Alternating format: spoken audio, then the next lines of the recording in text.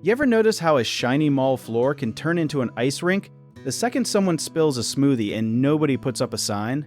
That little yellow cone is basically the mall saying, "Please do not sue us."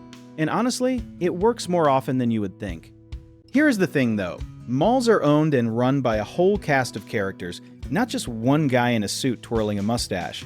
You've got the property owner, the management company, the store that spilled the smoothie, and sometimes even the cleaning crew, and any of them could end up holding the bag. Lawyers call this whole mess premises liability, which sounds fancy but really just means if you own or control a space, you are supposed to keep people from face-planting in it.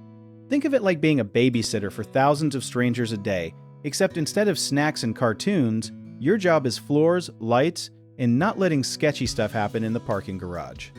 Let us talk about lighting for a second, because a dark hallway is not just moody mall aesthetic, it is a lawsuit waiting to happen.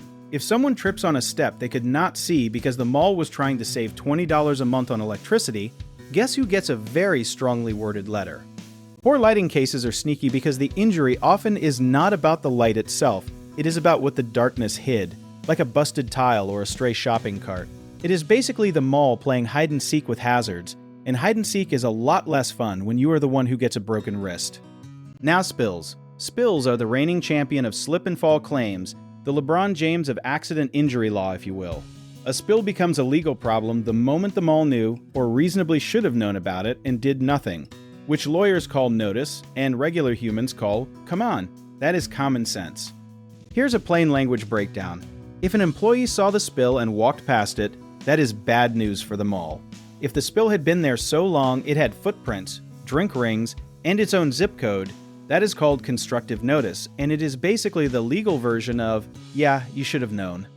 Security is where things get spicier, because malls love pretending they are safe just because there's a guy in a polo shirt near the food court.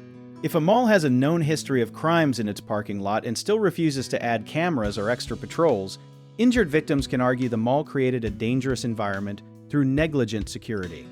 This is not about blaming the mall for every bad thing that happens on planet Earth. It is about whether the mall took reasonable steps knowing the risks. Reasonable is the magic word here. Like if a nightclub next door has had 5 fights in 1 month, the mall probably should not be shocked when trouble strolls over.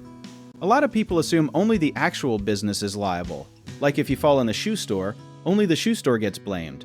In reality, the mall itself, as a common area operator, can share responsibility too, especially in hallways, elevators, escalators, and parking structures they control directly. There is also this myth that signing in somewhere or seeing a warning sign means the mall is fully covered, like a legal force field. Signs help, but they do not erase responsibility, especially if the hazard is way worse than the sign suggests or has been ignored for way too long. Insurance companies love to argue comparative fault, meaning they will try to pin some of the blame on you. Like, were you staring at your phone? Were you wearing weird shoes? That is why documenting everything matters. Photos of the spill, the lighting, the missing cameras, because evidence is basically your superhero cape in these cases. History-wise, these premises liability rules did not just appear out of nowhere, they evolved from decades of court decisions about property owners and duty of care.